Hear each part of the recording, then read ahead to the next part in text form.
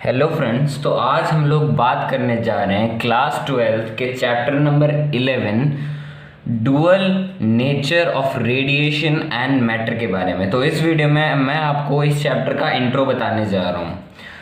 तो सबसे पहले बात करते हैं इसकी हिस्ट्री की। ठीक है, इसका इंट्रो हम इस वीडियो के अंदर करने जा रहे हैं, इसका इंट्रोडक्शन। ओके, इसका इंट्रो करते हैं। तो जो वेव नेचर ऑफ लाइट है, क्या वेव नेचर, वेव नेचर, ठीक है।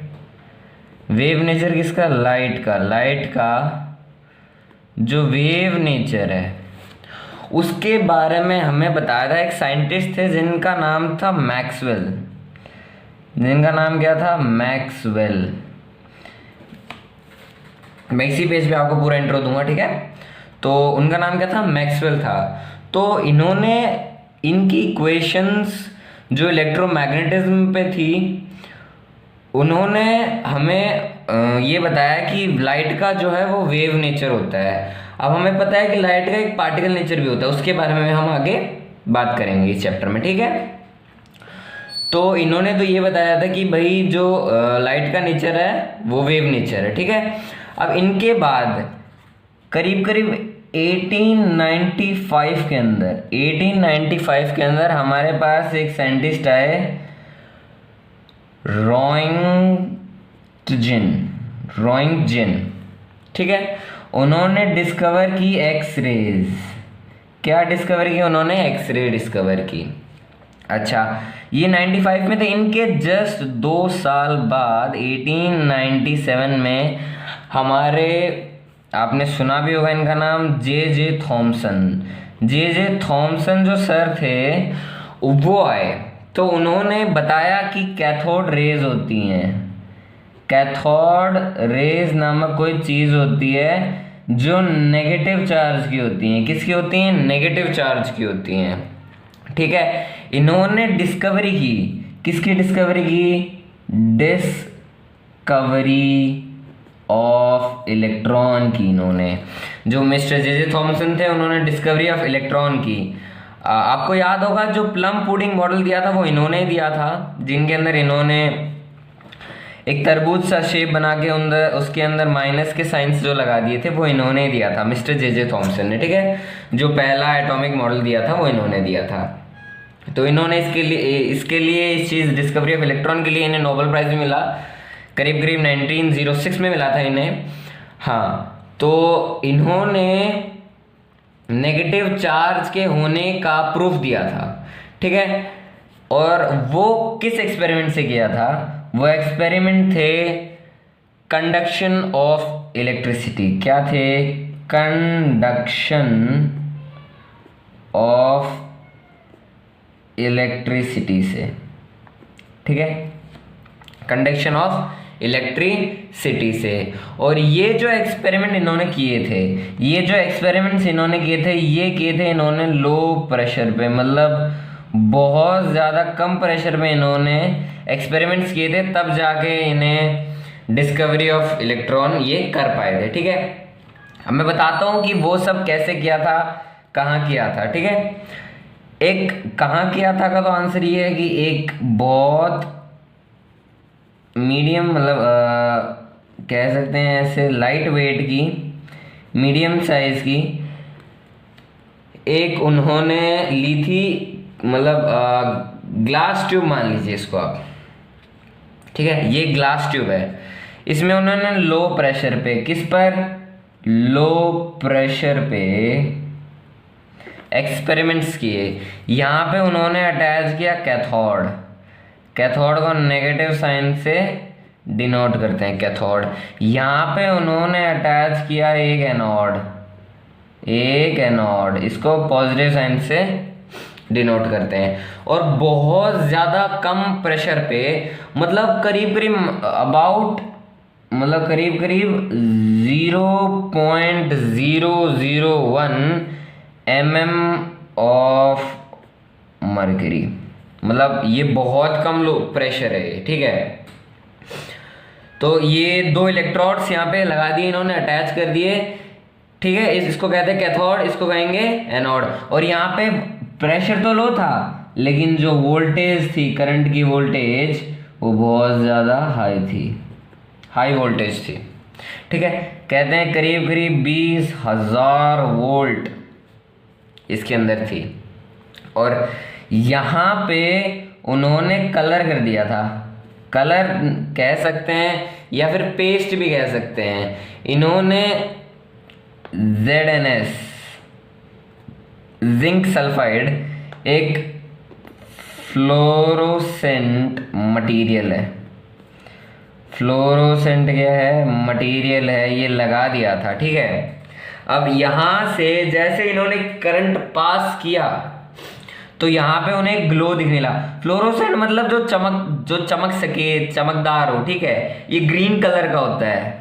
ठीक है, ZnS, जिंक सल्फाइड कहते हैं इसको, ये फ्लोरोसेंट मटेरियल है और ये ग्रीन कलर का होता है। और जैसे इन्होंने यहाँ से करंट पास आउट किया, यहाँ पे पूरा सिस्टम लगा के किया था उन्होंने। ठीक है, जैसे करंट पास आउट किया तो यहाँ से यहाँ इस साइड पे, एनोड की साइड पे कुछ ग्लो करने लगा था। तो तब उन्हें पता चला था कि भाई कुछ तो हो रहा है, कोई तो रे यहाँ पे जा रही है। तो यहाँ पे जो रे जा रही थी वो कैथोड से होते हुए जा रही थी, इसलिए यहाँ पे जो रे जा रही थी उनका नाम पड़ा कैथोड रेज। क्या पड़ा? Cathode rays. ठीक है, कैथोड रेज यहाँ पे पहुंची, इनका नाम पड़ा कैथोड रेज। अब कैथोड रेज की मेनली तो 3 प्रॉपर्टी उन्होंने बताई थी। पहली प्रॉपर्टी ये है कि जो कैथोड रेज हैं वे हैं नेगेटिव चार्जेस। ठीक है, सेकंड है ये मूव करती हैं स्ट्रेट लाइन में, मूव करती हैं स्ट्रेट लाइन में। थर्ड उन्होंने ये बताया दैट ये हैं, ये डिफ्लेक्ट होती हैं, डिफ्लेक्ट बाय इलेक्ट्रिक फील्ड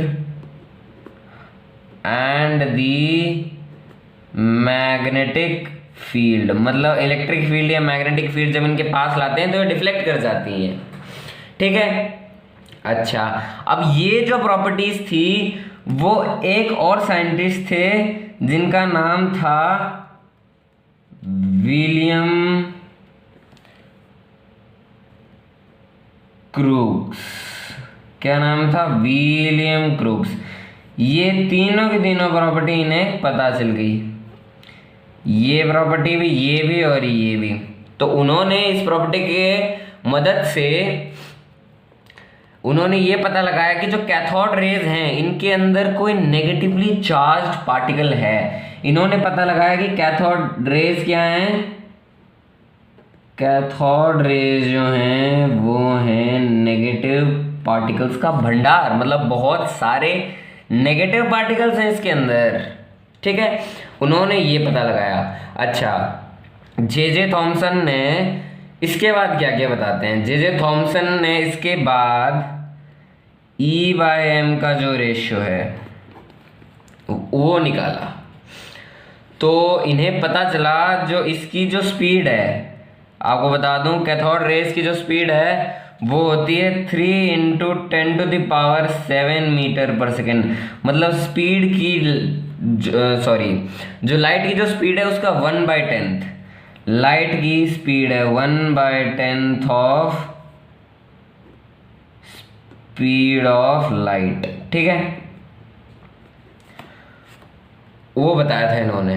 तो अब जब इन्होंने E/m कैलकुलेट किया तो वो आया अप्रोक्स 1.76 × 10⁻11 कूलम पर केजी। इन्हें E/m की वैल्यू मिली। और ये किसने निकाला था? ये हमारे जो जे थॉमसन सर थे ना, इन्होंने निकाला था ये रेशियो E/m का। ठीक है, अच्छा, तो इन्होंने ये सब निकाल दिया। अब इसके बाद 19th सेंचुरी में, कब? 19th सेंचुरी में। अब ये 19th सेंचुरी की बात करते हैं तो हमें पता चला जो नेगेटिवली चार्ज पार्टिकल हैं, नेगेटिव पार्टिकल्स हैं वो एमिट होते हैं। वो क्या होते हैं? एमिट होते हैं। एमिट कहाँ से होते हैं? यूवी रेस से। कहाँ से, यूवी रे से एमिट होते हैं। ये आज के जो मतलब 19th सेंचुरी के जो साइंटिस्ट हैं उन्होंने पता लगाया था। अब उन्होंने भी E/m का जो रेशियो निकाला वो सेम इस रेशियो के इक्वल आया। इस रेशियो क्या है, इक्वल आया। तो इस चीज से ये कंक्लूड किया गया कि जो नेगेटिवली चार्ज पार्टिकल्स एमिट होते हैं वो बहुत ज़्यादा स्ट्रॉन्ग इलेक्ट्रिक फील्ड या फिर यूवी रेज या फिर जब मेटल को हीट करते हैं तब जाके रिलीज होते हैं। ठीक है, मतलब जो कैथोड रेज हैं वो रिलीज कब कब होती हैं। पहला तो है स्ट्रॉन्ग इलेक्ट्रिक फील्ड, पहला क्या है, स्ट्रॉन्ग इलेक्ट्रिक फील्ड। सेकंड क्या है, यूवी रेज से, ड्यू टू यूवी रेज। और तीसरा है हीटिंग ऑफ द मेटल की वजह से। ठीक है, हीटिंग ऑफ द मेटल की वजह से हमारे ये जो कैथोड रेज है वो क्या होती हैं, एमिट आउट होती है। कैथोड रेज क्या होती है, नेगेटिव होती हैं, हमें पता है। इसका E/m का रेशियो किसने निकाला, जे थॉमसन ने निकाला था। अभी 19th सेंचुरी में नए जो साइंटिस्ट आए थे उन्होंने ये पता लगा कि नेगेटिव पार्टिकल है, एमिट होता है किससे, यूवी रेज से। उन्होंने जब E/m का रेशियो निकाला वो बिल्कुल सेम आया। ठीक है, तो उन्होंने यहाँ से कंक्लूड क्या किया, उन्हें यहाँ से कंक्लूजन किया कि स्ट्रॉन्ग या तो स्ट्रॉन्ग इलेक्ट्रिक फील्ड दिया जाना चाहिए या यूवी रेज डाल दीजिए इसके ऊपर, या हीटिंग ऑफ मेटल से आप क्या एमिट कर सकते हो, आप निकाल सकते हो कैथोड रेज को। किसको, कैथोड रेज को आप क्या कर सकते हो, एमिट आउट कर सकते हो। ठीक है, हाँ। अच्छा, तो उसके बाद हमने ये जान लिया था कि जो एमिशन ऑफ क्या कहते हैं कैथोड रेज होता है वो होता है यूवी रेज से, स्ट्रॉन्ग इलेक्ट्रिक फील्ड से और हीटिंग ऑफ मेटल से। अच्छा, अब जे थॉमसन सर ने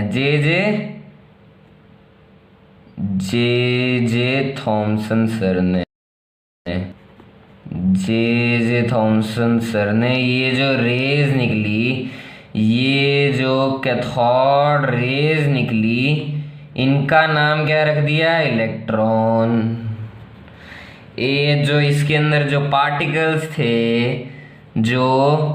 पार्टिकल्स थे इनका नाम क्या रख दिया, इलेक्ट्रॉन रख दिया। तो किसकी डिस्कवरी हुई, इलेक्ट्रॉन की।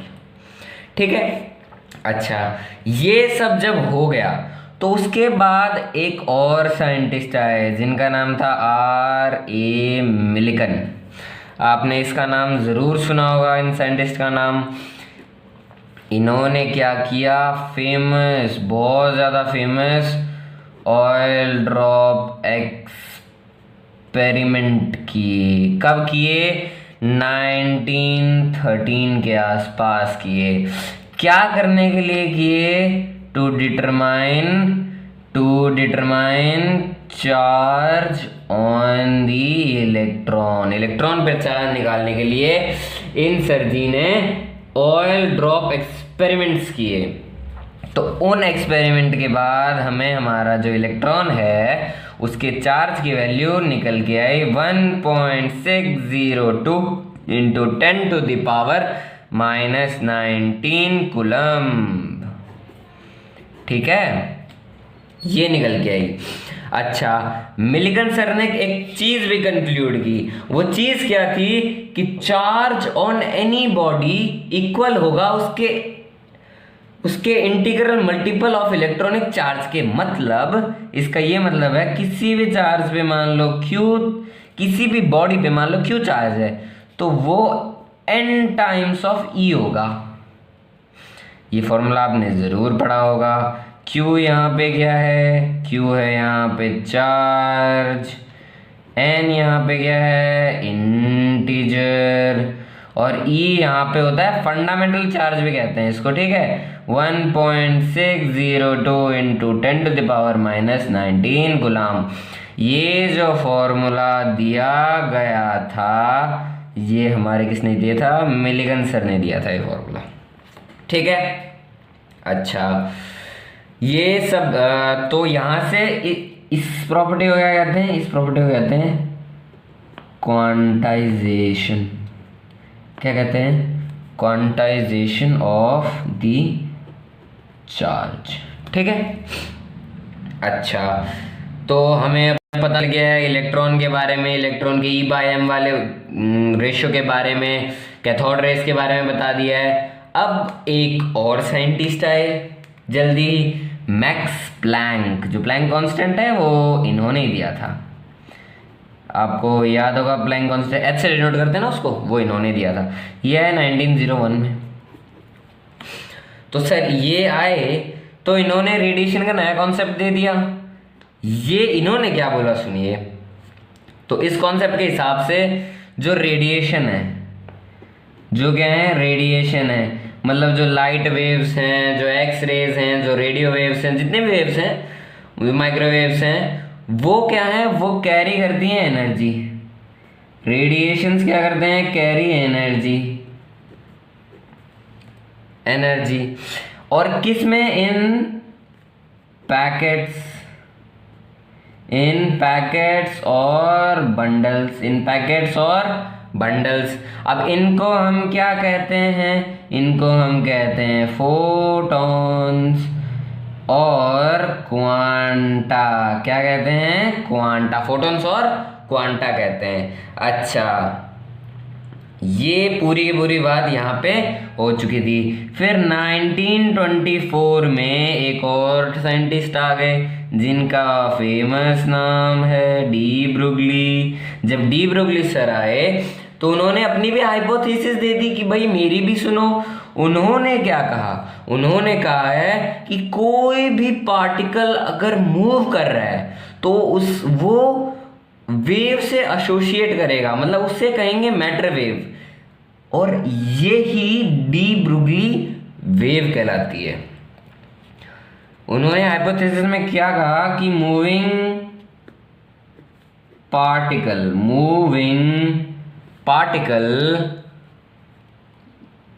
is associated with a wave।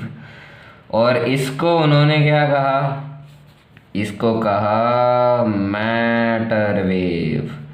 इसको क्या कहा, मैटर वेव और डी ब्रुगली वेव, ठीक है।